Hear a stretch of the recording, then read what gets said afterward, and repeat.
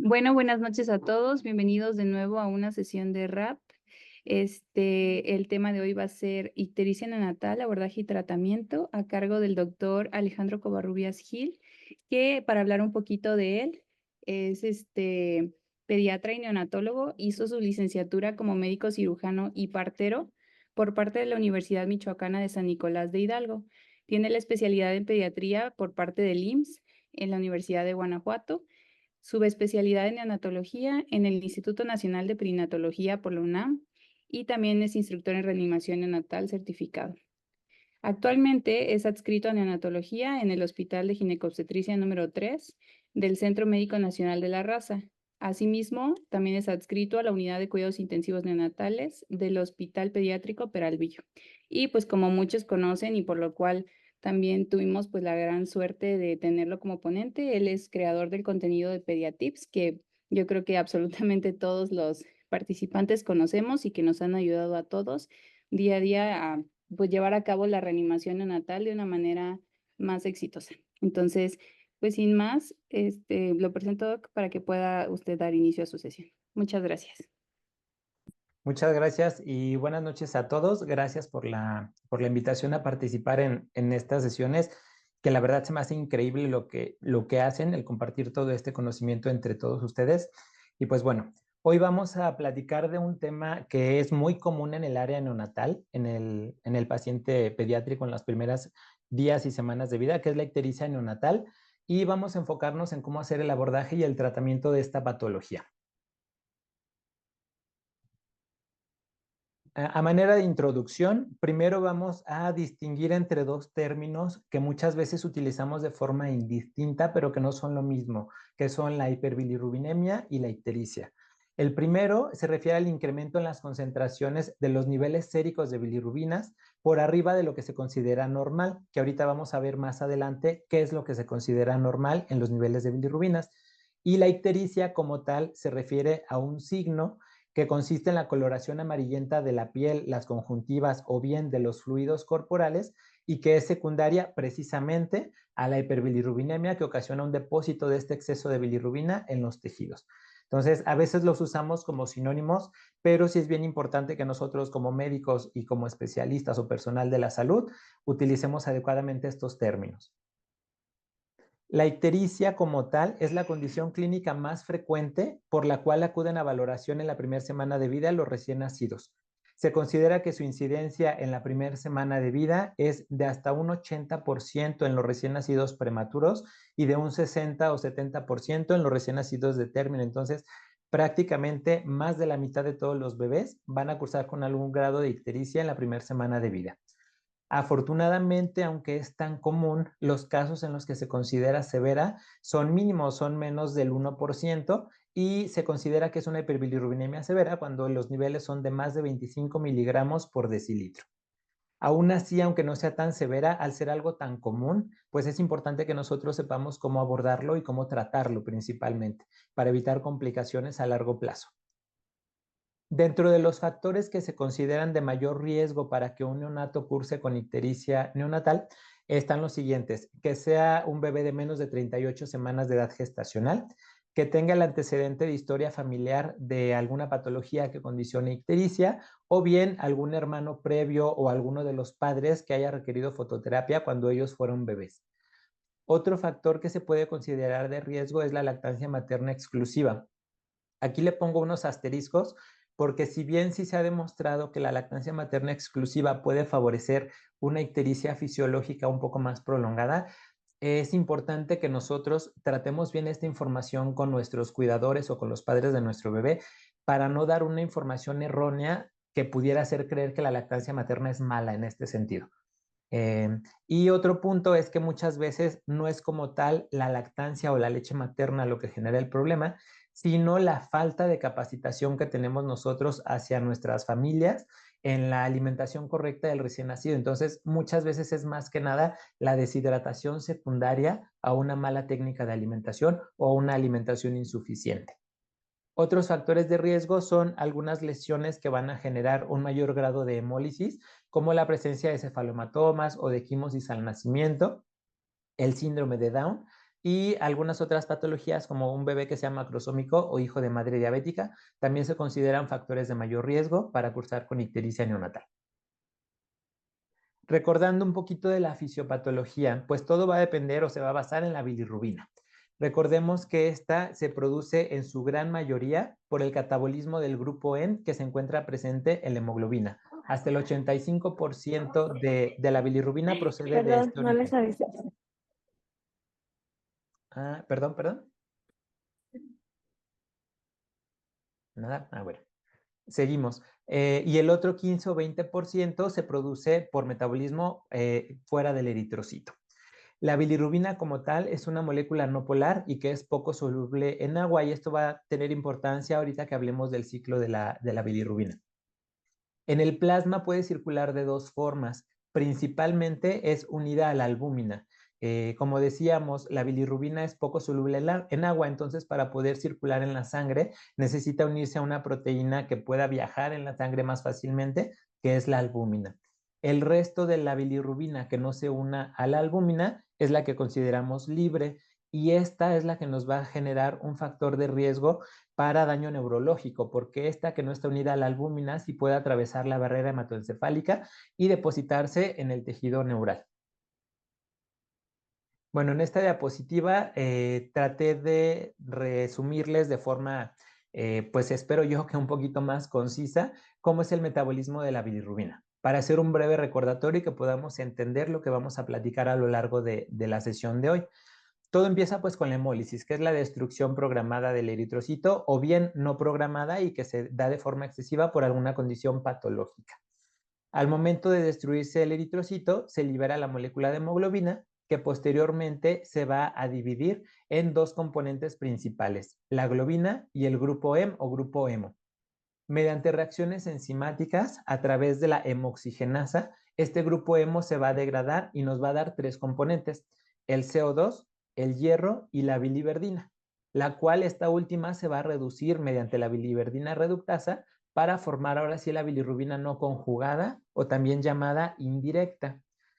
Recordemos que esta, mencionábamos, es poco soluble en agua, entonces necesita unirse de la albúmina para poder transportarse a través del torrente sanguíneo y así poder llegar al hígado, donde se va a captar por los eritrocitos gracias a las ligandinas y proteínas YZ. Una vez dentro del hepatocito, esta bilirrubina no conjugada o indirecta se va a conjugar ahora sí gracias a la UDP-glucuroniltransferasa, uniéndose al ácido glucurónico y formando ahora sí la bilirrubina conjugada o directa. Esta va a ser eliminada a través de los jugos biliares, va a llegar a nivel de tracto intestinal y aquí, gracias a las beta-glucuronidasas bacterianas, se va a transformar o a degradar en urobilinógeno. Y este urobilinógeno puede seguir dos vías. Bien que se reabsorba y esté circulando nuevamente en el metabolismo de la bilirrubina, o que se oxide y dé origen a dos componentes, la urobilina, que se va a eliminar a través de la orina y es la que le da característicamente el color amarillo, o la estercobilina, que se elimina en las heces y es la que le da el color verde o café a la materia fecal. Entonces, bueno, de esto más que nada es como un breve recordatorio para que entendamos algunas cosas más adelante, como por ejemplo el papel que juega el CO2 en algunas determinaciones para medir el riesgo de daño neurológico o la hipoalbuminemia que vamos a mencionar más adelante. Y bueno, decíamos que es importante hablar de esto no solo por la frecuencia que tiene la ictericia neonatal, sino por el riesgo que la hiperbilirrubinemia representa para nuestros recién nacidos.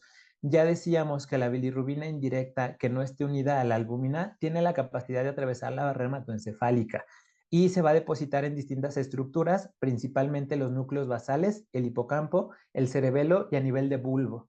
Entonces, esto nos puede generar encefalopatía secundaria a la hiperbilirrubinemia.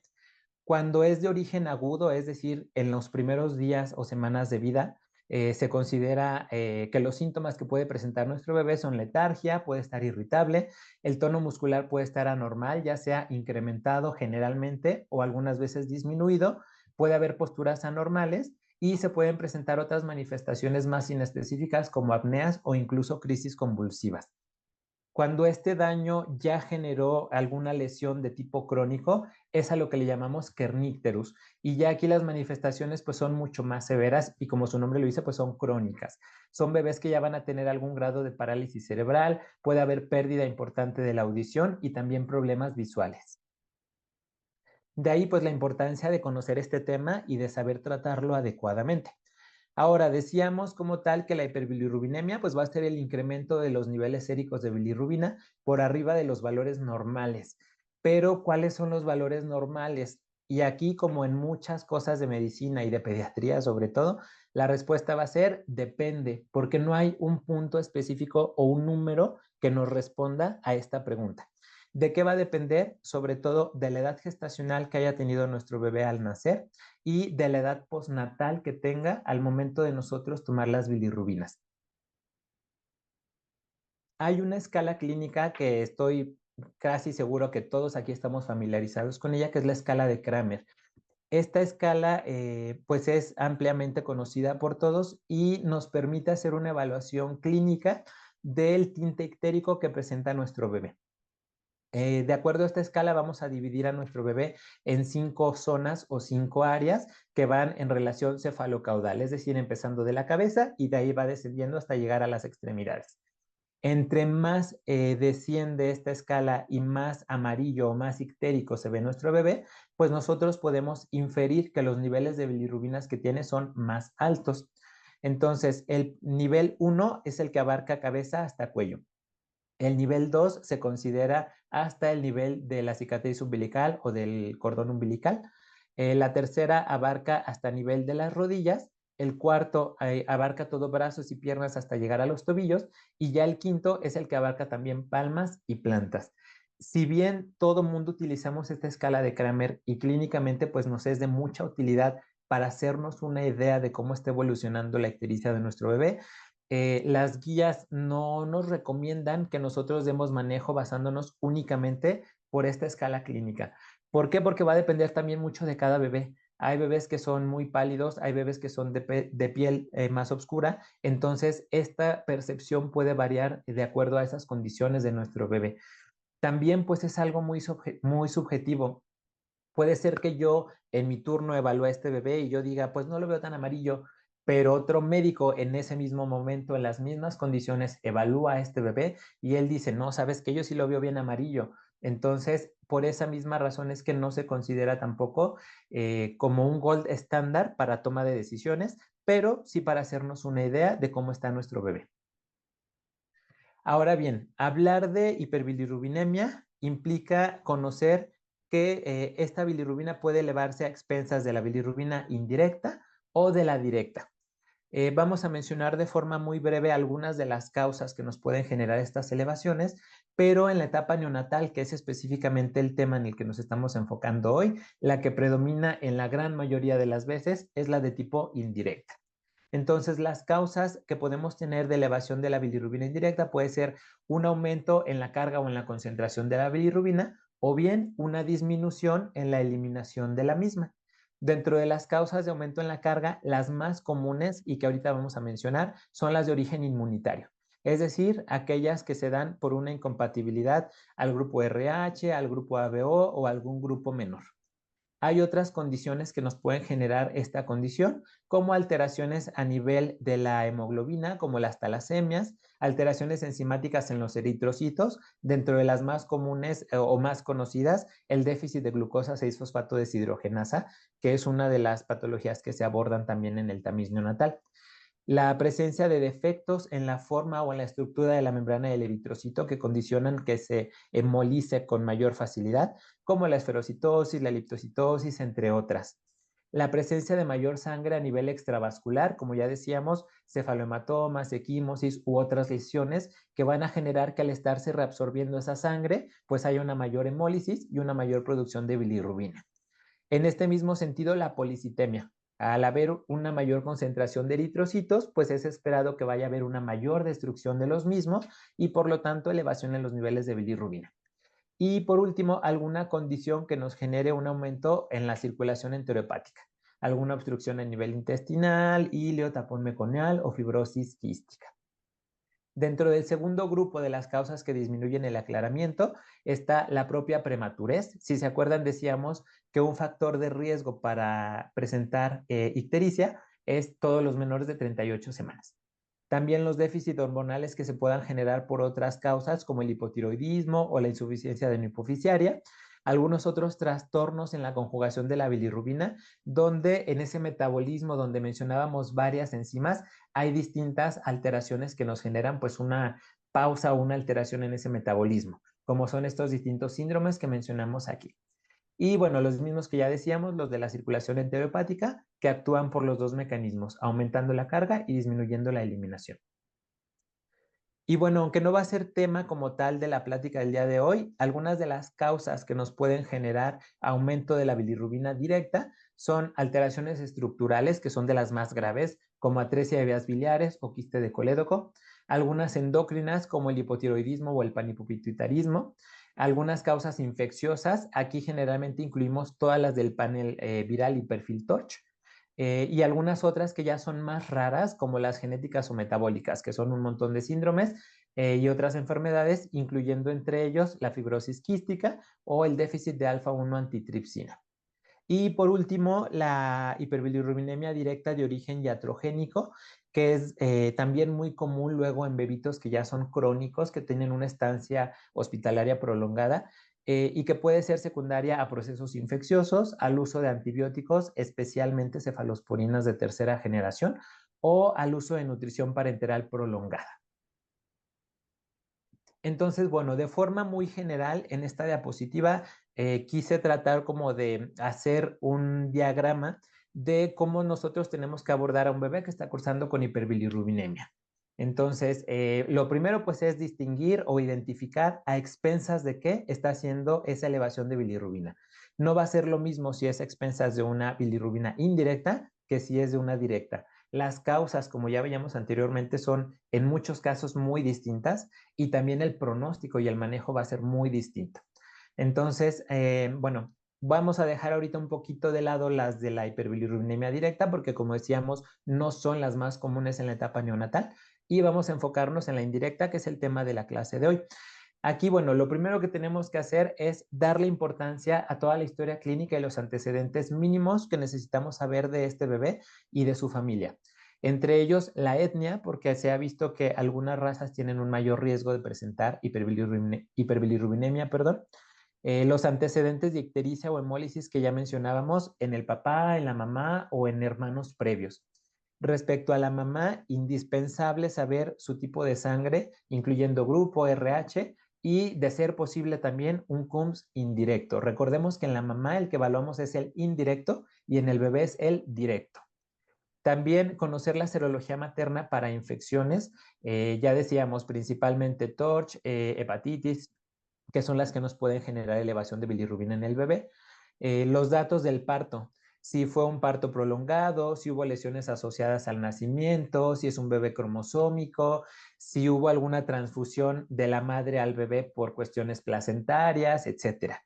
La edad gestacional de nuestro bebé, en qué momento se detectó el inicio de la ictericia, si fue en las primeras horas, si fue después de las primeras 24, y pues además todas las patologías asociadas que tenga nuestro bebé. Ya decíamos que hay algunas condiciones como hijo de mamá diabética, hipotiroidismo, sepsis, que nos pueden generar un mayor riesgo de elevación de las bilirrubinas. Entonces, bueno, teniendo todos esos antecedentes, lo primero que tenemos que hacerle a un bebé con hiperbilirrubinemia indirecta es estudios de laboratorio básicos, además de la exploración física, por supuesto, incluyendo una biometría hemática completa.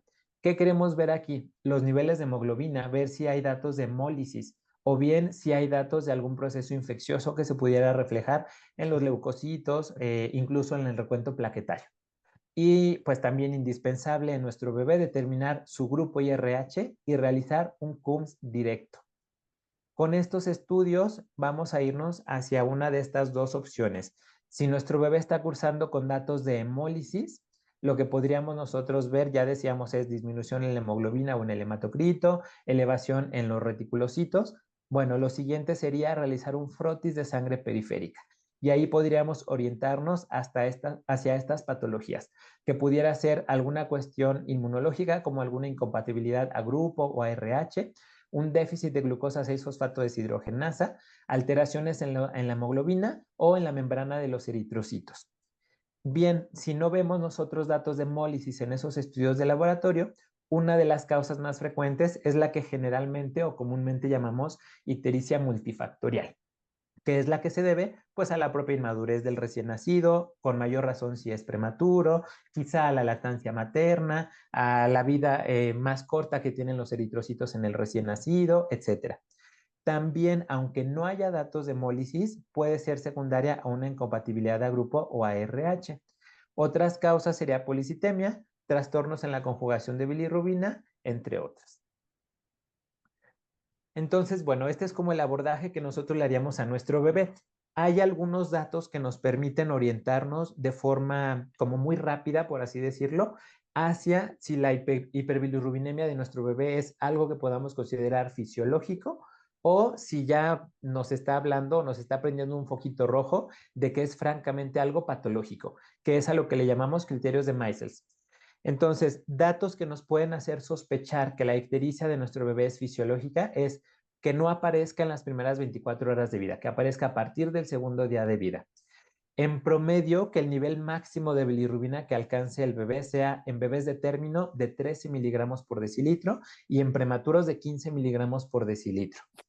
Que el incremento diario en los niveles de bilirrubinas no exceda los 5 miligramos por decilitro al día y que la duración de esta hiperbilirrubinemia sea no mayor a 15 días.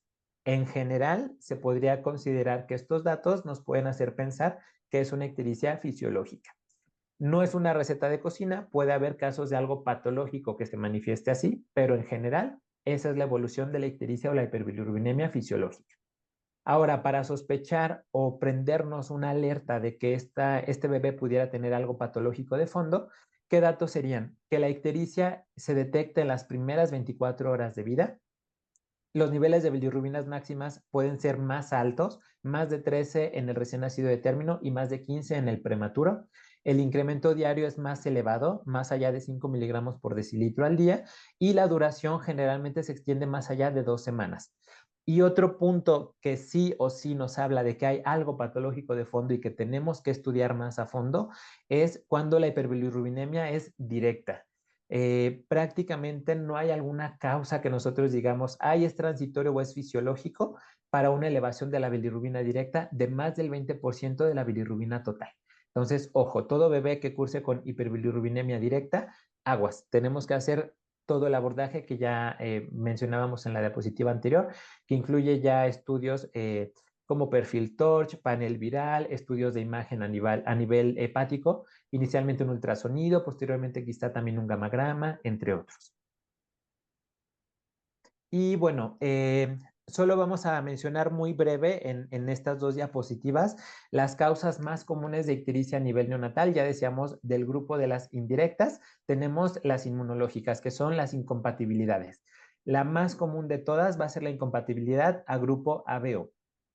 Esta se debe a una reacción que se genera entre antígeno y anticuerpo en la madre por anticuerpos antieritrocitarios. Aquí en esta tablita de la derecha les pongo un esquema para que recordemos a qué nos referimos con lo del grupo de sangre. El grupo de sangre va a estar determinado por el tipo de antígenos que tienen nuestros eritrocitos en su membrana. Entonces, hay dos tipos de antígenos, antígeno A y antígeno B. Y dependiendo de su presencia o su ausencia, es el tipo de sangre que tiene una persona. Si yo en mi sangre tengo antígenos de superficie de eritrocito de tipo A, pues voy a ser grupo A. Si tengo B, soy grupo B. Si tengo los dos, soy grupo AB. Y si no tengo ninguno de estos dos antígenos, son los que normalmente llamamos grupo O o grupo 0. ¿Sale? Entonces, una mamá que sea de otro tipo de sangre, generalmente, o bueno, una persona que sea grupo A, tiene antígenos A, pero los anticuerpos que va a producir son aquellos para lo que esta persona no conoce, es decir, contra el antígeno B. Por el contrario, el del grupo B va a producir anticuerpos contra el A El grupo AB, como conoce los dos antígenos, pues no produciría anticuerpos contra ninguno de los dos antígenos, y el grupo O, como carece de los dos antígenos, produciría anticuerpos tanto anti-A como anti-B, ¿sale? Entonces, bueno, ¿qué es lo que pasa para que ocurra una incompatibilidad de grupo ABO en la etapa neonatal o en el embarazo? Que al momento de pasar a la circulación fetal, se produce destrucción eritrocitaria porque la mamá detecta como extraños a estos eritrocitos del bebé y pues se produce la hemólisis.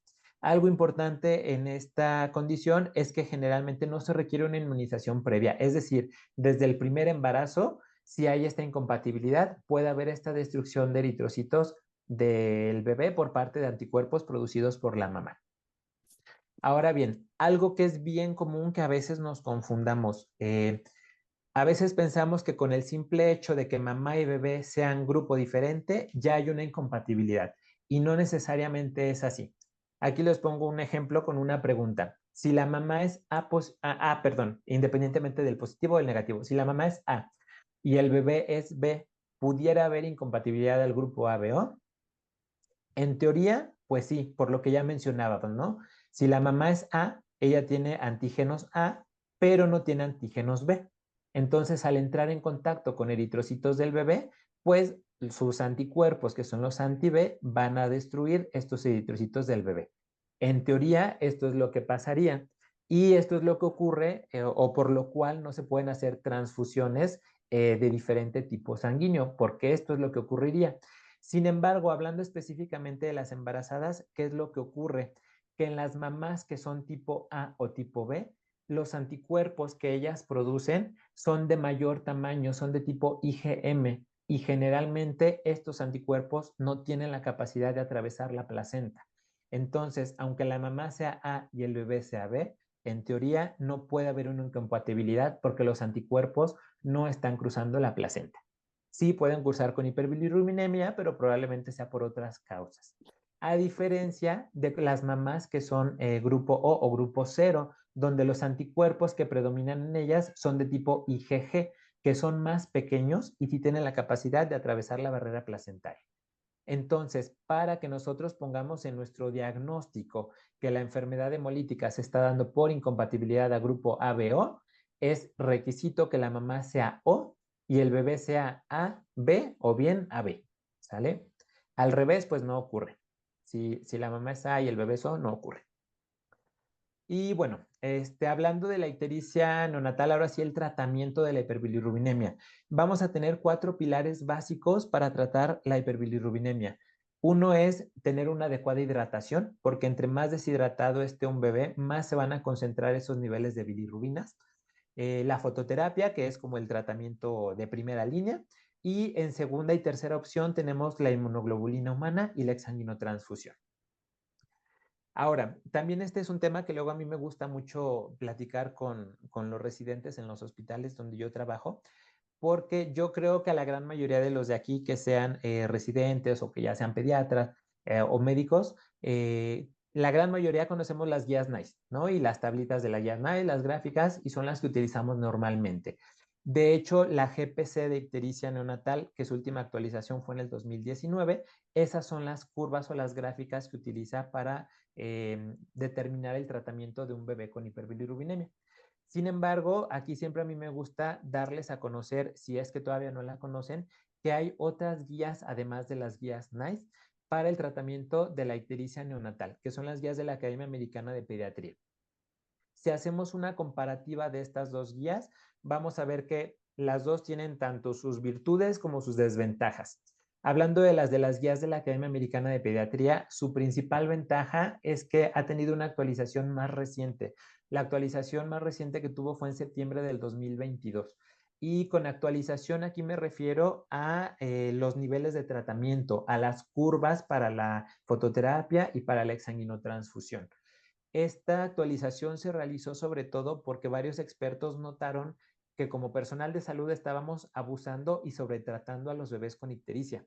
Entonces se retrasaba el alta, se retrasaba la lactancia materna y al final no se veía un mayor beneficio en bebés que estábamos sobretratando con fototerapia e incluso con exsanguinotransfusión. Entonces, este grupo de expertos se volvió a reunir y dijeron, vamos a actualizar las gráficas para que ya no se requiera tratamiento con niveles tan bajitos, sino que sea con niveles un poquito más altos, siempre y cuando no pongamos en riesgo pues el daño neurológico o la salud de nuestro bebé. ¿Cuál es la desventaja de estas guías de la Academia Americana de Pediatría? Que únicamente están hechas con bebés de 35 y más semanas de gestación. Entonces, todos los prematuritos de 34 o menos semanas, pues quedan fuera de estas guías porque pues no son parte de la población con la cual se elaboraron. ¿Qué información requerimos para utilizar estas guías? La edad del bebé en horas o bien la fecha y hora del nacimiento y de la toma de bilirrubinas. Y la cifra total de bilirrubinas, ya sea en miligramos por decilitro o en micromoles por litro. Y bueno, con base en estas guías se elaboró una página de internet que es Bilitool. Si ustedes ponen en cualquier buscador Bilitool o si ponen tal cual bilitool.org, los va a llevar a la página que ahorita vamos a mencionar. Ahora, las otras guías que son las que la gran mayoría conocemos y utilizamos, que son las de la NICE, la National Institute for Health and Care Excellence, estas, su última actualización en cuanto a sus gráficas o líneas de tratamiento fue en 2016. La última actualización de 2023 fue muy breve, solo menciona algunos aspectos más en cuanto a la coloración de piel de los bebés, pero no como tal en el tratamiento. Entonces, por eso es que no está tan actualizada en ese sentido. La desventaja es que sus niveles de tratamiento pues, son más bajos. Entonces, si utilizamos una guía NICE en un mismo bebé versus la guía de la Academia Americana de Pediatría, es muy probable que con la NICE sí requiera tratamiento y que a lo mejor con las de la Academia Americana no lo requiera. Esa es como la disyuntiva que hay ahí. La gran ventaja que tienen las de la guía NICE es que abarca desde recién nacidos de menos de 26 semanas, incluso hasta 24, hasta 38 más semanas de gestación. ¿Qué información requerimos? Igual, la edad del bebé en horas y la cifra de bilirrubina total, pero aquí exclusivamente la maneja en micromoles por litro. Y con base en estas guías NICE se elaboró una aplicación que es la BiliApp, que también la mayoría yo creo que conocemos e incluso tenemos en nuestro celular. Ahora, en general estas guías dan algunas recomendaciones básicas para mujeres embarazadas con factor de riesgo para que el bebé curse con hiperbilirrubinemia. ¿Qué nos recomiendan? Que de preferencia en toda mujer embarazada, independientemente de sus factores de riesgo, nosotros conozcamos el grupo IRH de ellas. En caso de no conocer el tipo de sangre de la mamá, las guías nos dicen, yo te recomiendo que tomes una muestra de sangre del cordón umbilical o en su defecto de sangre ya del recién nacido y hagas una determinación de su grupo IRH e incluso del CUMS directo. Y la otra situación en la que nos recomiendan las guías hacer esta toma de sangre desde el nacimiento es si la mamá es tipo O RH negativo o las dos, O negativo, ¿sale? ¿Qué otra cosa nos recomiendan las guías de forma general con todos los bebés? Que de forma rutinaria estemos haciendo un chequeo o una revisión de la ictericia, al menos cada vez que se tomen signos vitales en nuestro bebé. Es decir, cada 8, perdón, o máximo cada 12 horas. Es decir, mínimo 2 veces al día en el recién nacido nos recomienda estar checando si se ve ictérico nuestro bebé. Ahora, ¿cómo tenemos que hacer esta revisión para ver la inspección visual, para determinar la famosa escala de Kramer de la que ya platicábamos? Se recomienda que el bebé esté completamente desnudo. A veces cuando son bebitos que ya están con la mamá o que ya están vestiditos en el hospital, etcétera, nos conformamos con, ay, verle la carita, ¿no? Y no lo veo ictérico. Pero eso pues no es lo más confiable. Tenemos que tener al bebé completamente descubierto para poder hacer una evaluación integral. Algo también muy importante es que sea en un lugar bien iluminado y preferentemente que sea con luz natural. Muchas veces las lámparas que utilizamos o la luz artificial, dependiendo del tipo de luz que emiten, pueden o hacer que el bebé se vea más amarillo cuando en realidad no lo está, o al revés, parecer que no está ictérico cuando en realidad sí lo está. Y también se recomienda que revisemos pues todos los tejidos que se pueden ver ictéricos, las escleras, incluso las encías y la piel. Y la evaluación de la piel, algo bien importante, es que se tiene que hacer con la técnica de blanqueamiento, es decir, hacer nosotros una ligera presión con nuestro dedo sobre la piel del bebé y al retirarla, ver cuál es la coloración que se ve antes de que se vuelva a llenar con el flujo sanguíneo. Ahí es donde nosotros vamos a determinar el grado de ictericia que tiene nuestro bebé.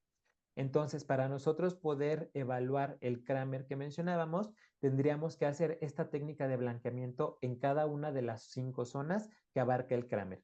A nivel de cabecita podemos hacerlo a nivel de región frontal o bien a nivel de los cigomáticos, que es donde hay un huesito pues más en contacto con la piel o más a superficie. A nivel de tórax podemos hacerlo a nivel del esternón. Para el tercer nivel, que sería abajito de cicatriz umbilical, podemos hacerlo a nivel de los muslos, y para la región 4 podemos hacerlo pues a nivel de las piernitas. Ya el nivel 5 pues francamente es manitas y pies, que también se ven ictéricas. Ahora, ¿cómo medir las bilirrubinas? Las guías también nos dicen, no te confíes únicamente en la inspección visual ni en icterómetros. Los icterómetros son gráficas o tablitas donde vienen distintos colores de piel de los bebés con ictericia, y donde te dice, bueno, compáralo con la ictericia que tú ves en tu bebé y ya con eso tomas, te das idea de los niveles que tiene. Pero las guías te dicen que no nos basemos en esto porque es muy subjetivo. ¿Qué es lo que nos dicen las guías? Utiliza una de las dos siguientes, o bien bilirrubinas transcutáneas o bilirrubinas séricas.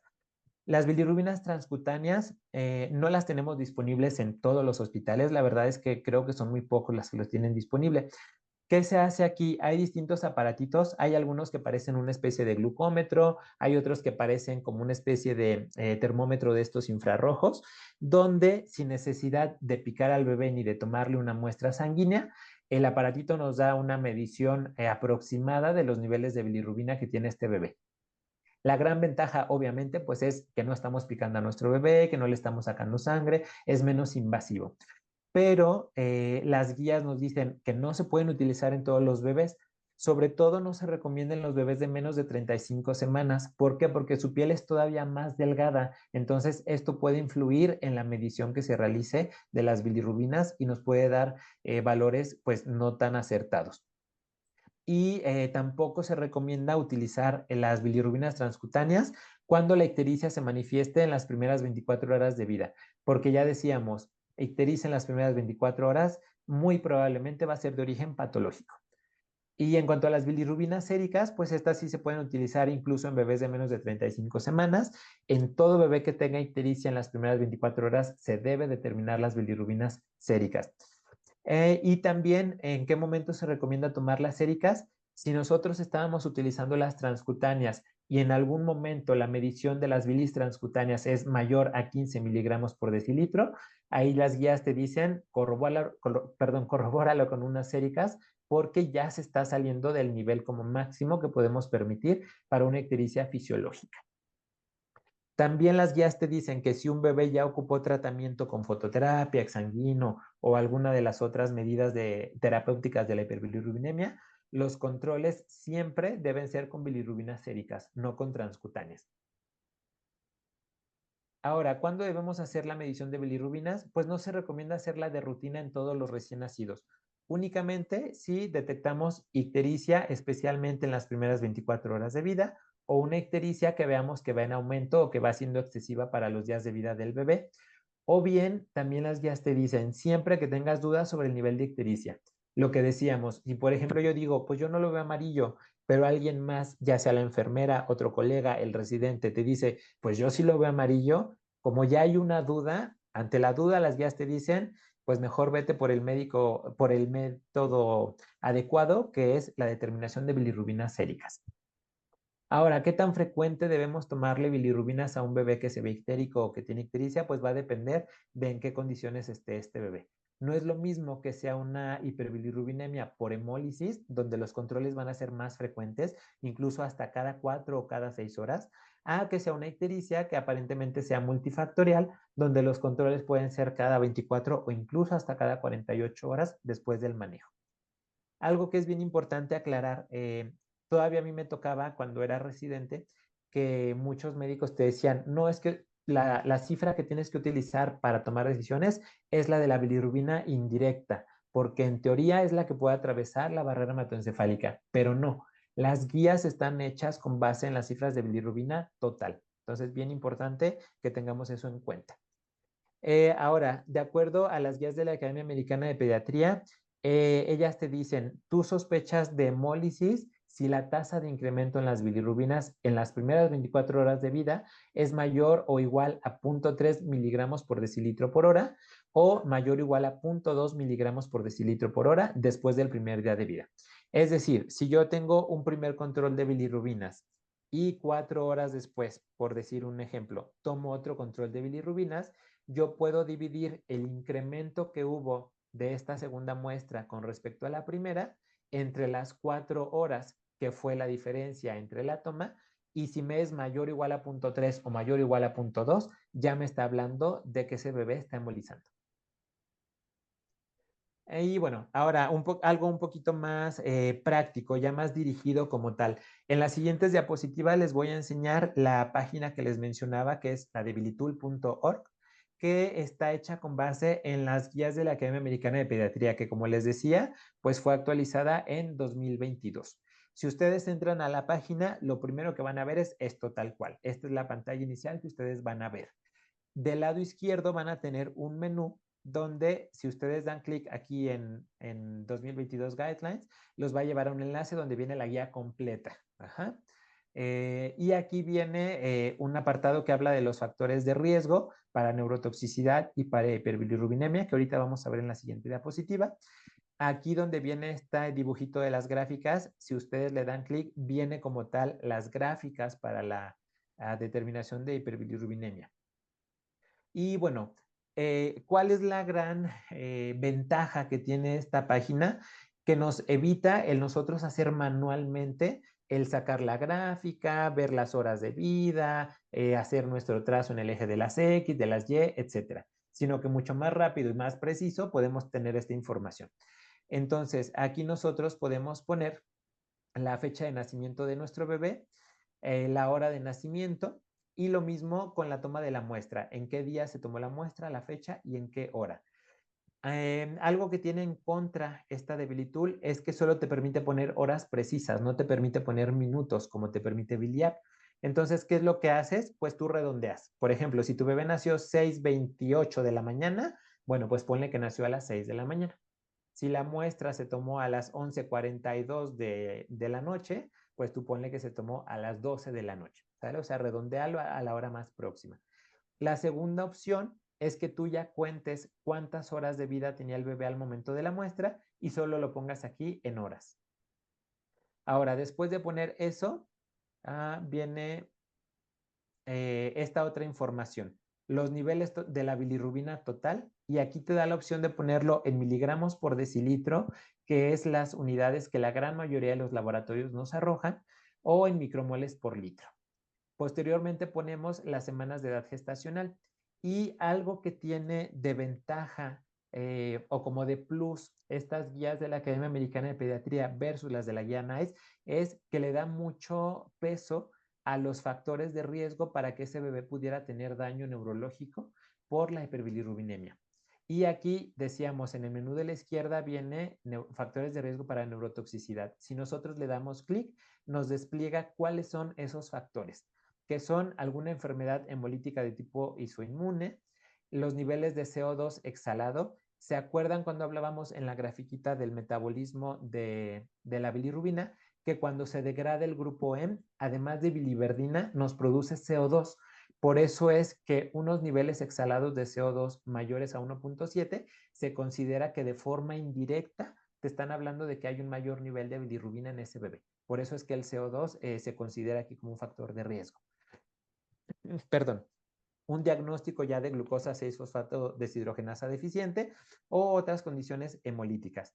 Otros factores de riesgo para neurotoxicidad, que el bebé tenga sepsis o sospecha de sepsis, que tenga hipoalbuminemia menor de 3 gramos por decilitro, por la cuestión que ya mencionábamos. Si no hay albúmina, esa bilirrubina indirecta no va a tener con quién unirse y más fácilmente va a atravesar la barrera hematoencefálica.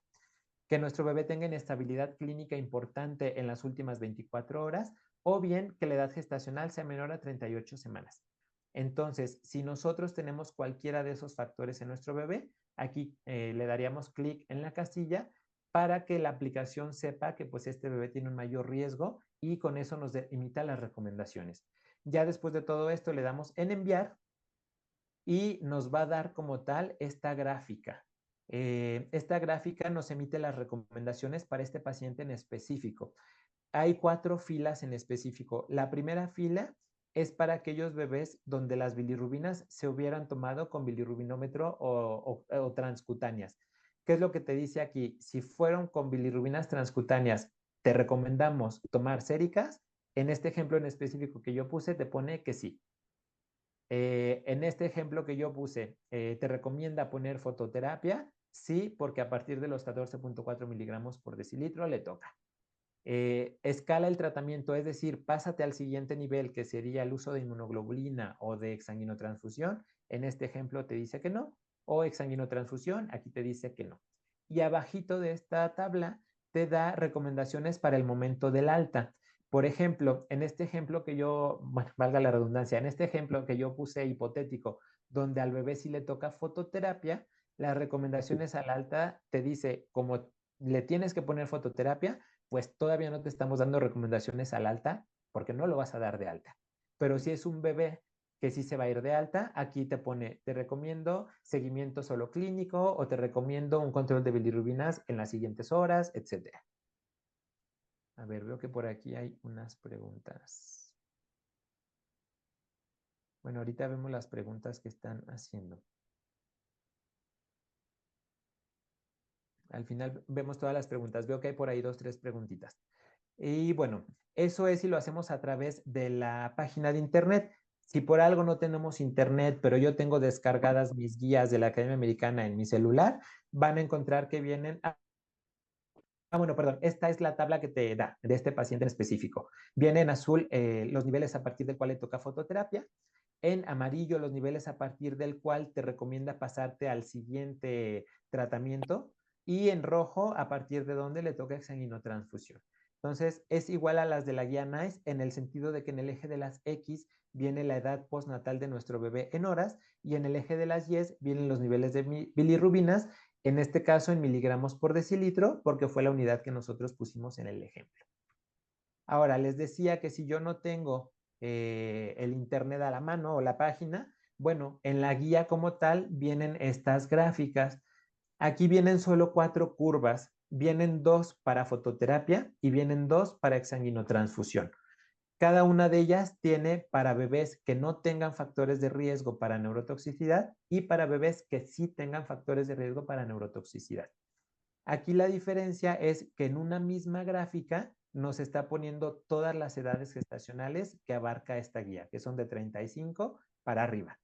Entonces, si se fijan, entre menor edad gestacional tiene nuestro bebé, los niveles con los cuales le toca tratamiento pues son más bajitos. Entre mayor edad gestacional tiene, los niveles con los que requiere tratamiento son más altos. Entonces, esta es la gráfica para fototerapia en bebés sin factores de riesgo para neurotoxicidad. Esta es la gráfica para bebés con factores de riesgo para neurotoxicidad. Si se fijan, pudiera parecer que está prácticamente en los mismos niveles, pero no. Si nos fijamos en el eje de las Y, los niveles de bilirrubinas son más altos para bebés sin factores de riesgo y son más bajos para bebés con factores de riesgo. Y bueno, de la misma forma hay curvas para la exsanguinotransfusión, igual en bebés sin factores de riesgo y en bebés con factores de riesgo. Aquí pues ya nosotros de forma manual haríamos nuestra gráfica, veríamos primero la edad de nuestro bebé, luego los niveles de bilirrubinas, trazaríamos nuestro punto y con eso veríamos si le toca o no el tratamiento. Y bueno, las de las guías NICE, que son las que yo creo que la gran mayoría ya están familiarizados con ellas, ellas nos dan curvas para cada una de las semanas de gestación, a partir de las 23 o 24 semanas hasta los de 38 o más. Igual, en el eje de las X viene la edad de nuestro bebé postnatal en días y cada día viene dividido en 4, es decir, cada 6 horas viene una línea. Y en el eje de las Y vienen los niveles de bilirrubina sérica total. La diferencia es que aquí nos lo da en micromoles por litro. Entonces, si nosotros queremos hacer la conversión, lo que tenemos que hacer es nuestra cifra en miligramos por decilitro, multiplicarla por 17.1 y ya eso nos da los niveles en micromoles por litro. O a la inversa, si queremos saber, por ejemplo, a este bebé le toca a los 4 días exsanguinotransfusión con 240 micromoles por litro. Si quiero saber eso en miligramos por decilitro, ¿cuánto es? Pues yo dividiría 240 entre 17.1 y ya me da el nivel en miligramos por decilitro. Aquí solo les puse la de 24 semanas, que es la de los más chiquitos, versus con la de 38 más semanas de gestación. Entonces, solo para hacer la comparativa de cómo entre más prematuro es nuestro bebé, con menos niveles de bilirrubina requiere tratamiento, a diferencia del bebé que es ya más grande o incluso de término, con niveles más altos es que va a requerir tratamiento.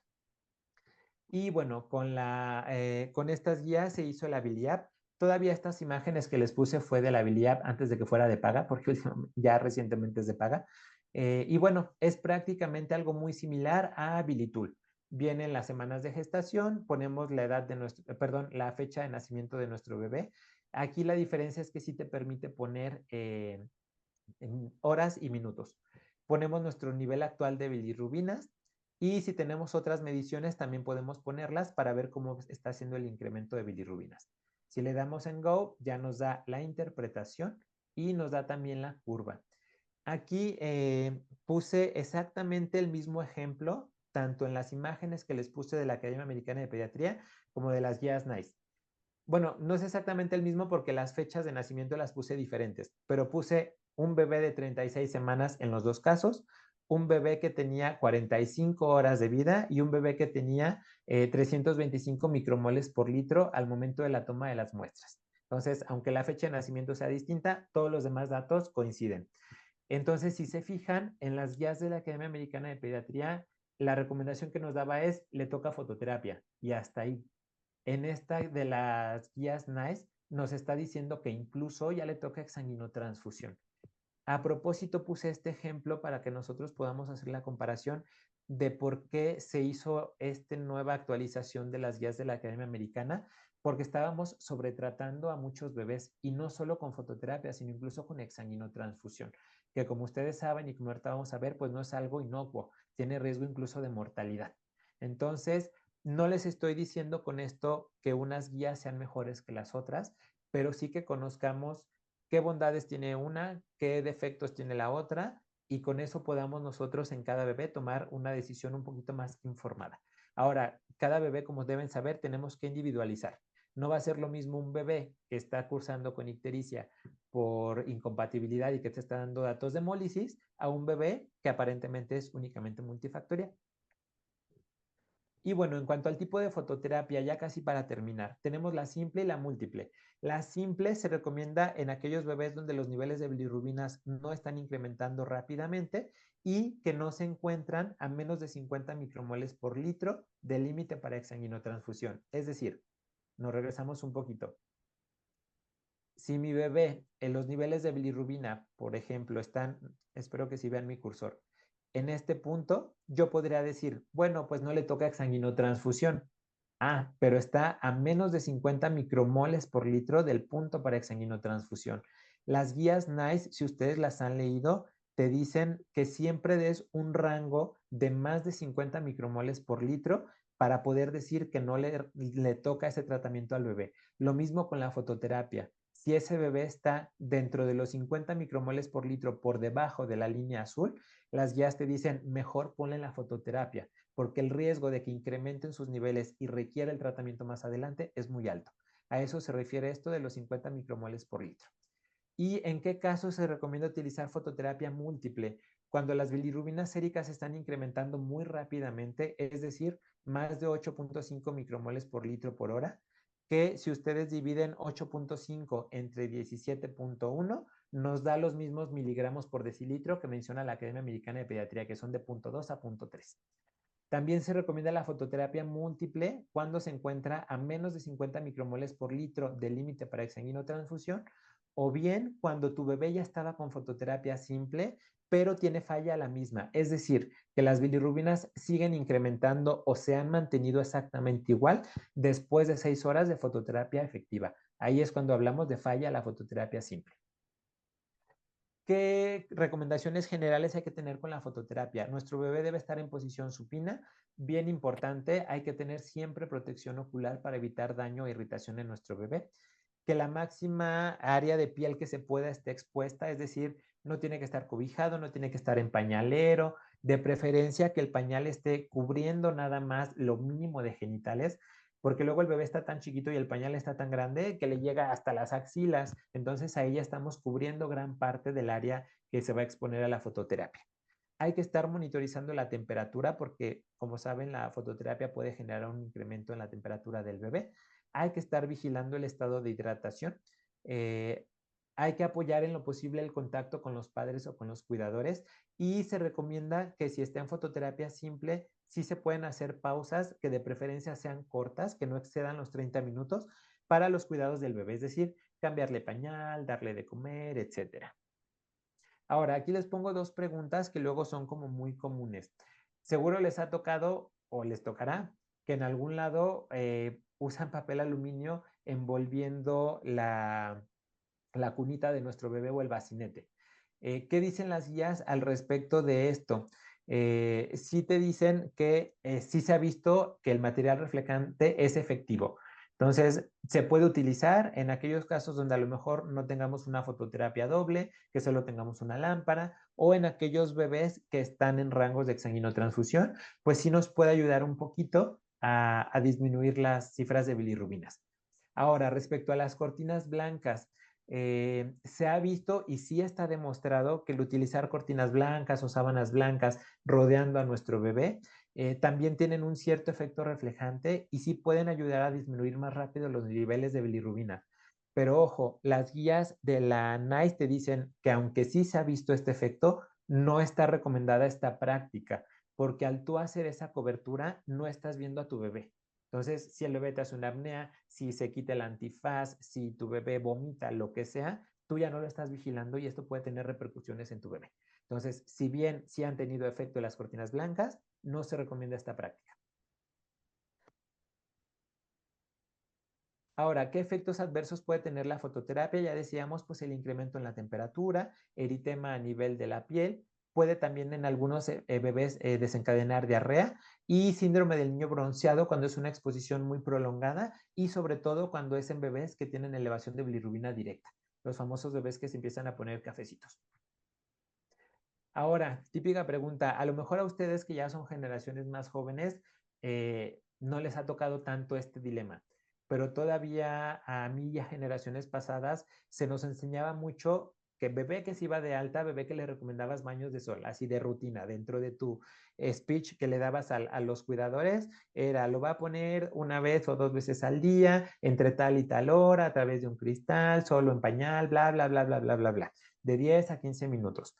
A muchos todavía nos enseñaron así, pero ¿qué dicen las guías realmente sobre esto? ¿Los baños de sol se recomiendan? No.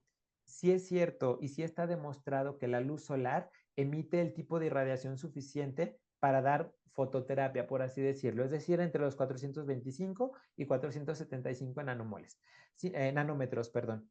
Y sí se ha visto que disminuye los niveles de bilirrubinas. Sin embargo, los riesgos de esta exposición del bebé al sol superan los beneficios. Por eso es que hoy en día no se tienen que recomendar los baños de sol, porque se ha visto que aumentan el riesgo de quemaduras, de fotoenvejecimiento y todavía lo más importante, de cáncer de piel. Está bien descrito que la exposición intermitente al sol incrementa el riesgo de melanoma y de carcinoma de células basales y toda la exposición acumulativa que vamos teniendo durante la primera infancia aumenta el riesgo de carcinoma de células escamosas. Entonces, contrario a lo que a muchos se nos enseñó y a la creencia general que se tiene incluso en la población general, la Academia Americana de Pediatría no recomienda los baños de sol. Y no solo la Academia Americana de Pediatría, también distintas entidades a nivel dermatológico hablan de que esto no es recomendable. Entonces, si todavía a ustedes les tocó, todavía están con esa idea de que los baños de sol se tienen que recomendar, no. Y bueno, si la fototerapia no es suficiente o tenemos algún bebé que está cursando con hemólisis, nuestro tercer pilar de tratamiento en la ictericia va a ser el uso de inmunoglobulina humana. Esta está reservada para aquellos casos donde hay una enfermedad hemolítica isoinmune, en los cuales las bilirrubinas van en aumento a pesar del uso de la fototerapia múltiple. O bien en aquellos bebés donde en las guías NICE nos encontremos a menos de 50 micromoles por litro para la exsanguinotransfusión o en las guías de la Academia Americana de Pediatría nos salga la recomendación de escalar el nivel de tratamiento.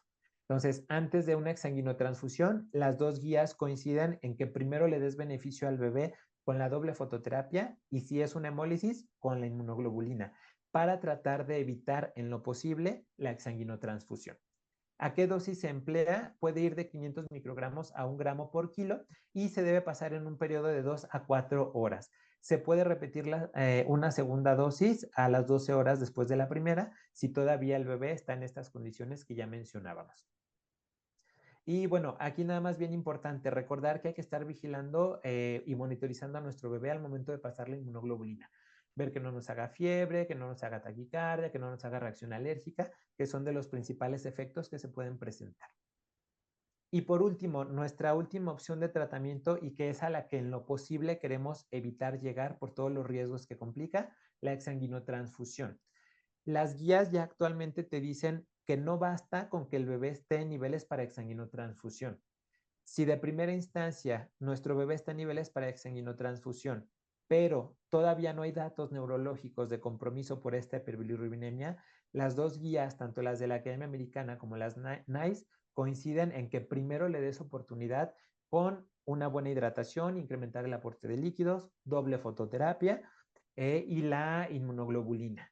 Si a pesar de eso no te mejora, ahora sí, la exsanguinotransfusión. O bien, si desde que tú llega este bebé contigo ya está con datos de encefalopatía por bilirrubina de tipo agudo, ya pues ahora sí, hazle la exsanguinotransfusión porque queremos evitar en lo posible que ese daño neurológico siga avanzando. También las guías de la Academia Americana de Pediatría te dicen que el índice de bilirrubina albúmina te puede orientar para qué bebés requieren exsanguinotransfusión de acuerdo a los niveles de hemólisis, que es esta tablita que les dejo aquí. Depende de la edad gestacional y de si el bebé tiene o no factores de riesgo para daño neurológico. Entonces, hacemos la división de nuestra bilirrubina total entre los niveles de albúmina y si excede los niveles recomendados para cada grupo, ahí sí te dice, mejor vete al exsanguino porque el riesgo de daño neurológico es muy alto. Y bueno, ¿cómo hacemos la exsanguinotransfusión?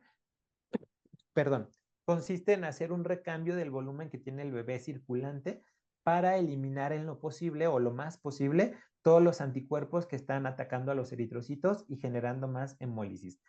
Para tener una mayor seguridad de haber eliminado estos anticuerpos, se recomienda hacer un doble recambio, es decir, calcular el volumen circulante que tiene nuestro bebé y eso multiplicarlo por 2. De acuerdo a la guía de práctica clínica, en bebés de término el volumen circulante se calcula a 80 mililitros por kilo y en bebés prematuros a 90 mililitros por kilo. Ese va a ser el volumen total de sangre que tiene nuestro bebé circulando, lo multiplicamos por 2 y ese sería el volumen total de sangre que tendríamos que recambiarle a nuestro bebé. Ahora, como obviamente esto puede tener repercusiones hemodinámicas en nuestro bebé y queremos evitar cambios hemodinámicos muy bruscos, tenemos que hacerlo dependiendo al peso de nuestro bebé para no generar cambios tan bruscos. Entonces, si un bebé es de peso de menos de 850 gramos, cada alícuota, es decir, cada recambio, que es lo que vemos aquí en la imagen, debe ser de máximo 3 mililitros. Conforme va teniendo mayor peso nuestro bebé, puede tolerar volúmenes un poquito más grandes en cada alícuota. Entonces, pues bueno, este procedimiento del exsanguino afortunadamente ya no es tan común precisamente por las recomendaciones que han hecho las guías recientemente, pero bueno, cuando se tiene que hacer, pues ni modo. Hay que tener cuidado en cómo se realiza porque tiene un alto riesgo de complicaciones e incluso de mortalidad. Y bien importante, cada alícuota es bien importante que se realice en un promedio de 2 hasta 3 minutos cada recambio. Entonces, por eso es que luego, si ya les tocó hacer un exsanguino, me darán la razón, no es tan sencillo y es pesado. Siempre que les toca hacer un exsanguino, de preferencia apóyense con alguien más, de preferencia no la hagan solo y que haya alguien de personal de enfermería o alguien más de salud que les esté ayudando a llevar el tiempo, la cuenta de los recambios, porque luego es muy común que nos confundamos y hoy cuántos recambios llevaba o estoy sacando o estoy entrando, ¿sale? Entonces, para que no se vayan a confundir. Y bueno, ya por último, los riesgos que pueden tener la exsanguinotransfusión. Siempre el exsanguino se tienen que realizar en una terapia intensiva neonatal. Perdón, porque hay que estar monitorizando al bebé. Hay riesgo de que durante el procedimiento presenten apneas, bradicardia, cianosis, vasoespasmos si hacemos el recambio muy rápido, trombosis si lo hacemos también demasiado lento, nos aumenta el riesgo de enterocolitis durante y después del procedimiento y pues todos los riesgos asociados a la transfusión, reacción anafiláctica, transmisión de enfermedades, etc. Y incluso se ha descrito la muerte en 3 de cada 1000 bebés que se someten a exsanguinotransfusión. Y bueno, creo que estamos en tiempo justo para terminar a la hora. Pues bueno, esto fue mi intervención con ustedes para hablar de la ictericia neonatal. Espero que les haya servido, espero que se lleven muchos tips de aquí para su práctica diaria y creo que por aquí hay algunas preguntas. Vamos a ver. Mencionan, ¿hasta cuántos días de vida del bebé puede usar fototerapia? Ok, esa pregunta es muy importante. Seguro también les ha tocado que muchas veces se dice, es que el bebé ya tiene más de 7 días, ya la barrera hematoencefálica se cerró, entonces, pues ya el daño que tenga ya pasó, ya no. La verdad es que eso del cierre de la barrera hematoencefálica es algo teórico, no es como que el bebé ya cumplió exactamente el 7.º día y la barrera diga ya hasta aquí, ya no va a pasar nada más. No, realmente no se sabe exactamente en qué momento se cierra esa barrera hematoencefálica. Entonces, todo bebé que esté con riesgo de daño neurológico que le toque fototerapia, independientemente de la edad postnatal, se le debería dar, sobre todo cuando se encuentre en rangos para exsanguino. Ok, sí es cierto, a lo mejor ya hay cierto daño, bueno, pero ¿qué tal que todavía le puedes dar cierto beneficio? Entonces, no hay un límite como tal, como muchas veces se maneja, de que después de los 7 días ya no tiene caso. Ahora, la habilidad de paga trae las guías NICE y Academia Americana de Pediatría. ¿Es confiable? Sí, aquí la recomendación que yo les haría es, pues obviamente dependiendo de la edad gestacional, obviamente no podemos utilizar las de la Academia Americana en menores de 35 semanas, e individualizar el caso.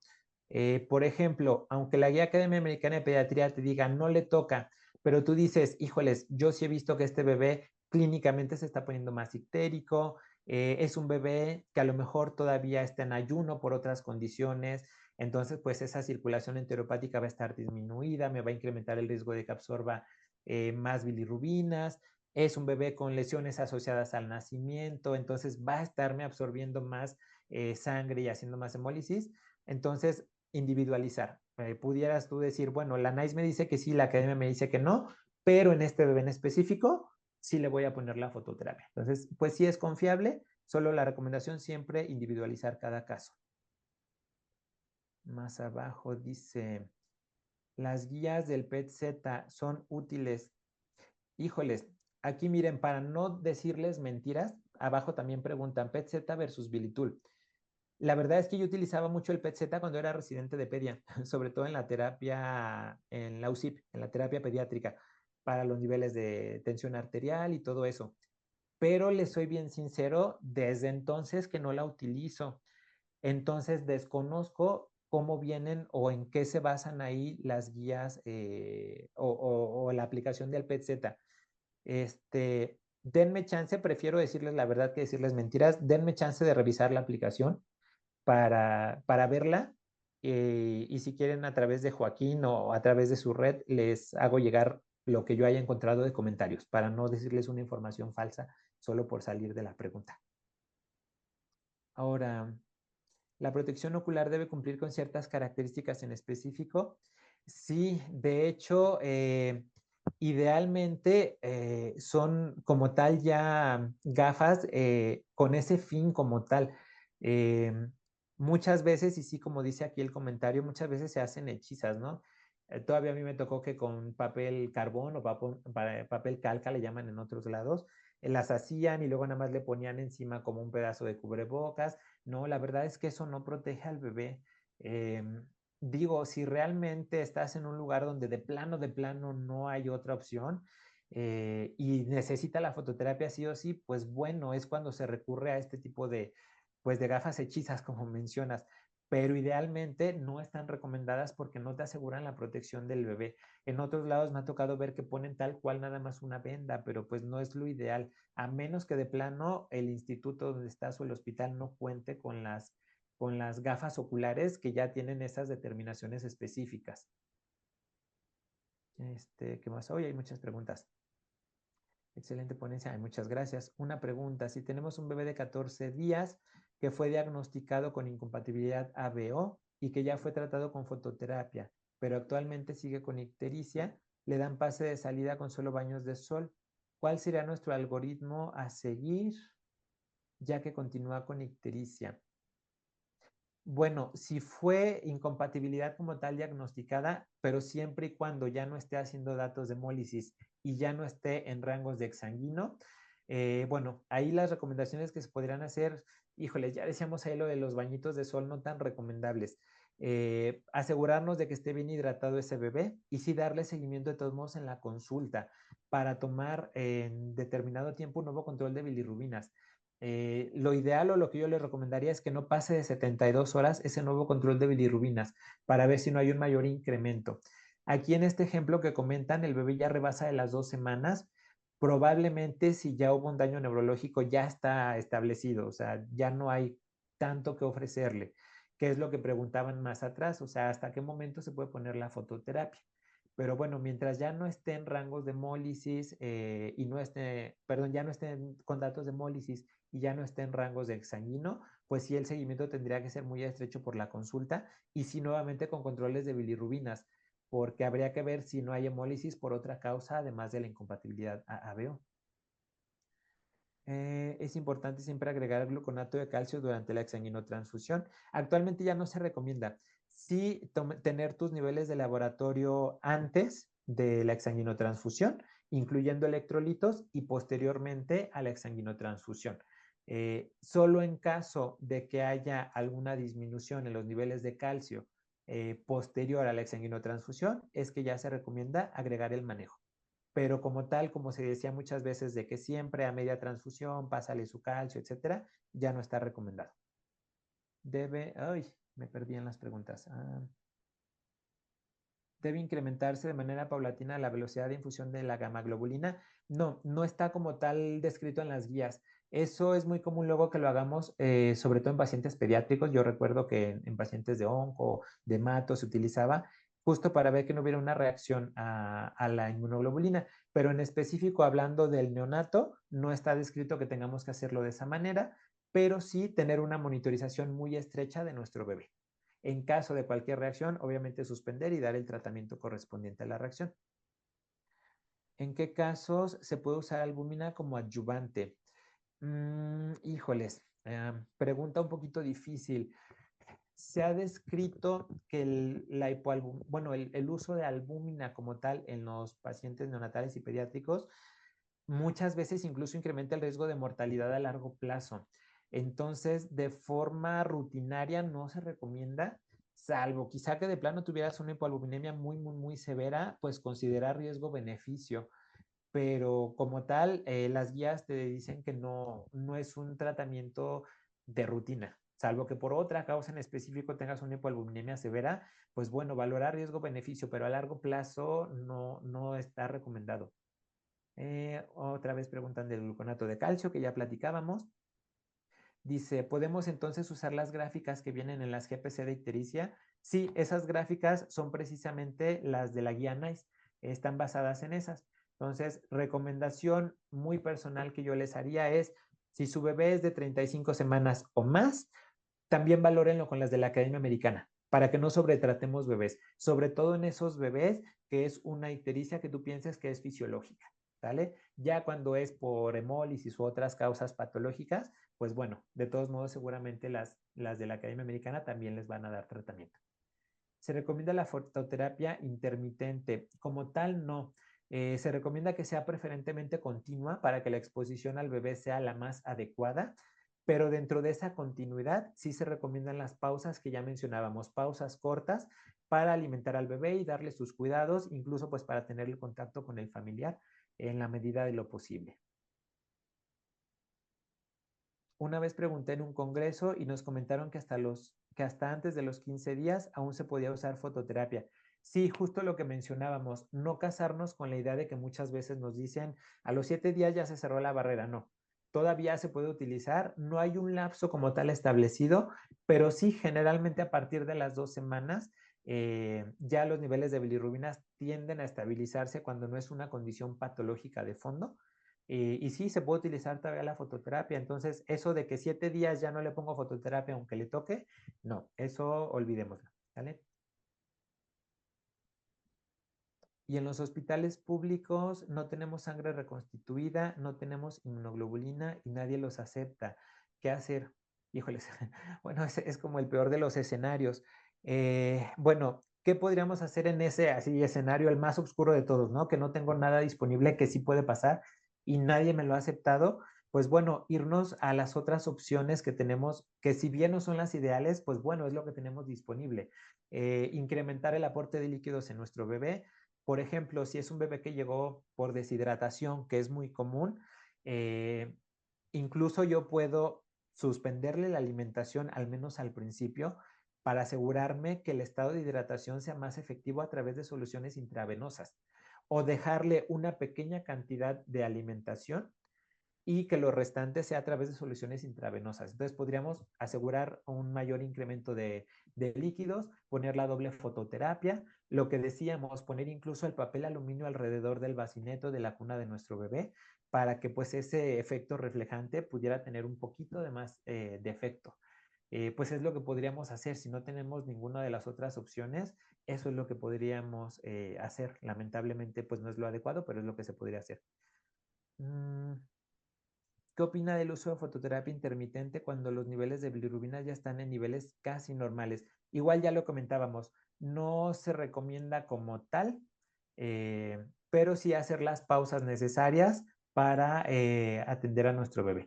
Incluso en muchos hospitales donde se da el programa Mamá Canguro, que acuden las mamás y todo para alimentar al bebé, cargarlo y todo, generalmente, por ejemplo, en la raza, si un bebé estaba en Mamá Canguro y luego le toca fototerapia, porque elevó las bilirrubinas, se suspende por lo pronto el programa Mamá Canguro para asegurarnos que la exposición del bebé sea lo más continua que lo permita. Ahora dice, PET-Z dice guía alemana. Ok, lo tengo que checar porque como les comento, la verdad desconozco sobre esa guía para no mentirles. En nuestra unidad solemos iniciar fototerapia basándonos en la escala de Kramer. Cuando los niveles de bilirrubinas están cerca del límite para iniciar esta terapia, es recomendable este enfoque. Si somos muy estrictos, no, las guías nos dicen que no nos basemos solo en el Kramer. Sí nos puede servir, muchas veces, a lo mejor tomamos los laboratorios iniciales de nuestro bebé y las bilirrubinas estaban fuera de rangos, pero puede ser que unas horas después o al día siguiente o unos días después yo digo, ah, caray, este bebé no estaba tan amarillo y ya está más ictérico. Entonces, la recomendación sería tomar nuevos controles y con base en eso iniciar la fototerapia. O lo que a veces sí podemos hacer para ahorrar tiempo también es, bueno, por clínica le inicio mientras la fototerapia, pero yo ya le estoy tomando esos niveles de controles. Entonces, quizá yo por clínica la inicié, así en las 2, 3, 4 horas que tarde el laboratorio en reportarme esos niveles, yo ya le inicié el tratamiento. Y ya ahora sí, con base en los niveles séricos de bilirrubinas, yo ya determinar si efectivamente necesitaba la fototerapia y la continúo o si no le toca y simplemente es un bebé en el cual la ictericia se manifiesta más llamativamente que en otros bebés. Ah, sigue requiriéndose protección genital en niños, ya no se usa mucho. No, eso es algo que más bien lo hemos hecho como por costumbre, pero no está demostrado como tal que la fototerapia tenga problema a nivel de genitales ni de gónadas.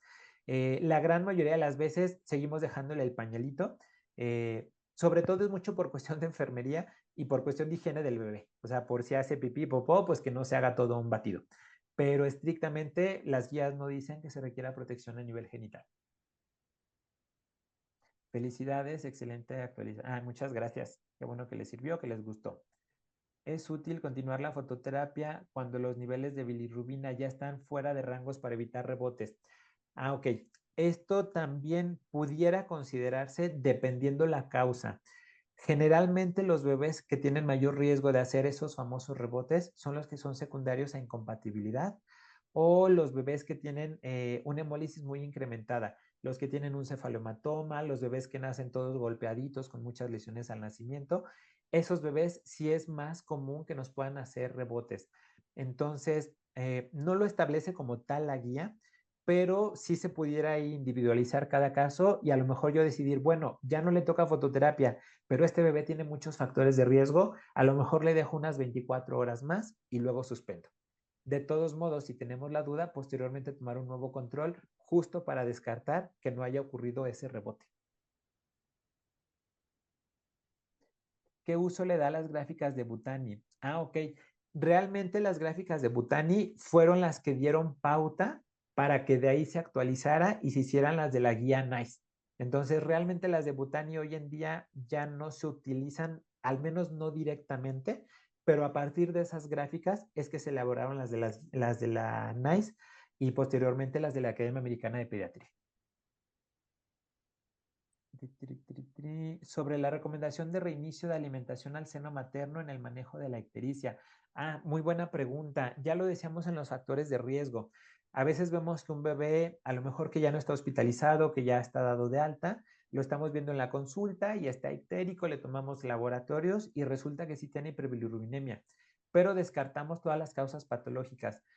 Sí nos ha tocado ver luego gente que dice, no, pues suspende la lactancia porque es por lactancia. No, realmente no. El beneficio que le aporta la lactancia materna es mayor que el riesgo que pudiera tener por esa hiperbilirubinemia. La recomendación es continuar la alimentación con la lactancia si no hay ninguna otra contraindicación, porque generalmente esta hiperbilirubinemia por lactancia, generalmente 3, 4 semanas ya empieza a disminuir conforme este bebé va teniendo una mayor madurez para procesar o metabolizar esa bilirrubina. En paciente hospitalizado como tal, ahí sí lo que ya comentábamos con el ejemplo del mamá canguro. Si las guías te dicen de preferencia suspende la alimentación, sobre todo en bebés que están con doble fototerapia. Ahí sí suspenderla por completo. Si es una fototerapia simple que no está con datos de hemólisis, se pudieran hacer pausas chiquitas para la alimentación en los horarios quizá en los que va la mamá. Sí se pudiera reiniciar. ¿Se puede utilizar el uso de fenobarbital? No. Anteriormente se creía que tenía cierto uso, pero incluso las guías específicamente te dicen que ya no se ha demostrado que tenga utilidad para la disminución de la hiperbilirubinemia. Entonces, no, ya no está descrito. Todavía hace años sí se hablaba del probable beneficio que pudiera tener. Doctor, ¿qué hacer? ¿Alguna evidencia del colchón de fototerapia de manera profiláctica? Ay, bueno, esa también es una pregunta muy buena. Eh, hay hospitales o hay unidades donde se utiliza la fototerapia profiláctica porque es bebé prematuro, porque va a estar en ayuno, porque tiene factores de riesgo. Si somos muy estrictos, ninguna de las guías te dice hay fototerapia profiláctica. Eh, podemos hacer lo que ya se mencionaba de a lo mejor la prolongo un poco más porque tiene riesgo para rebotar, pero estrictamente ninguna guía te describe, al menos de estas dos que platicamos, la fototerapia profiláctica. Entonces, a veces dentro de nuestro interés en cuidar a los niños y de protegerlos de posibles complicaciones, caemos mucho en sobretratarlos cuando no lo ameritan. Entonces, recordemos que la fototerapia tampoco es inocua, entonces como tal no se recomienda el uso profiláctico. Sí existe también el dispositivo del colchón o el Billy Blanket que se puede utilizar. Sí, sí se puede utilizar, pero sí se requiere tratamiento, no como profilaxis. ¿Qué opina respecto a la fototerapia domiciliaria? Ok, aquí en México, a mí en lo personal no me ha tocado ver que haya disponibilidad de la misma. Seguramente debe haber a nivel particular, pero sí está descrito en otros países el uso de la fototerapia domiciliaria. Eh, sobre todo cuando descartaste que sea por alguna condición patológica y cuando el bebé pues no tiene otra contraindicación para que ya pudiera estar en casa. Esto favorece que pues ya se esté acoplando al núcleo familiar, que esté cerca de los papás, favorece las pausas para la lactancia materna, etcétera. Entonces, sí está recomendada. Lo que sí les soy sincero, desconozco aquí en nuestro país qué empresas como tal nos la pudieran ofrecer. Eso sí, aunque se esté ofreciendo a nivel domiciliario, es con un seguimiento muy estrecho por parte del personal de la salud para hacer el chequeo de laboratorios, de los niveles de bilirubinas y cuándo suspenderla. Super plática, doctor, muchas gracias. Muchas gracias, Ale. Espero que te haya servido mucho. Gracias, excelente plática y ojalá aborden otra ocasión sepsis neonatal. Estaría muy padre porque también es un tema muy controvertido. Muchas gracias, Alejandro. Gracias, doctora. Excelente sesión. Gracias, Amanda. Y dice aquí otra pregunta. Cuando tenemos bilirrubinas que en controles séricos tienden a incrementar sin llegar a niveles de fototerapia, pero con valores que incrementan de forma paulatina y asociamos hiperbilirrubinemia, perdón, me perdí, asociamos hiperbilirrubinemia como dato indirecto de sepsis, ¿recomienda iniciar fototerapia profiláctica? No como tal, va muy de la mano con la pregunta previa. No como tal porque estrictamente pues no está en rangos para fototerapia. Pero sí es cierto, la hiperbilirrubinemia o la ictericia puede ser un factor o un signo asociado a la sepsis también. Pero como tal, por profilaxis, no se recomienda. ¿Se recomienda cambio de posición cuando se otorga tratamiento con fototerapia? Sí. Lo ideal, ya decíamos, y lo que dicen las guías es estar en posición supina, pero pues tampoco podemos tener al bebé todo el tiempo en la misma posición, también por comodidad de él y para evitar lesiones asociadas a la presión. Entonces, sí se puede llevar a cabo, perdón, el cambio de posición. Dice, el uso de inmunoglobulina reduce la posibilidad de exsanguinotransfusión y hay indicaciones de uso profiláctico. Sí, sí reduce el uso del exsanguino. Justo por eso es que las guías ya te dicen, si a tu bebé le toca exsanguinotransfusión, antes de hacerle exsanguino, dale chance con incremento de líquidos, con uso de doble fototerapia y si es por hemólisis, con la inmunoglobulina. Eso sí, no le vas a dar chance 24 horas. O sea, haz estas medidas y a las 4, máximo 6 horas, toma un nuevo control. Si ya con esa dosis de inmunoglobulina ves que están disminuyendo los niveles de bilirrubina en tu bebé, dale chance, síguele con la doble fototerapia, sigue con los líquidos, si es necesario una segunda dosis de inmuno y quizá logres salvarlo del exsanguino. Pero si a pesar de eso sigue en niveles de exsanguino que no disminuyen o incrementa, pues ni modo, ya le toca la exsanguinotransfusión. Muchas gracias, doctora. Excelente ponencia. Gracias por su contenido de Pediatips. No sé. Ay, muchas gracias. Qué bueno. Prometo que ya lo voy a retomar. Tiene mucho que no hago contenido por cuestiones de trabajo, pero prometo que ya pronto lo voy a retomar. Muchas gracias. Y bueno, creo que ya acabamos con todas las dudas.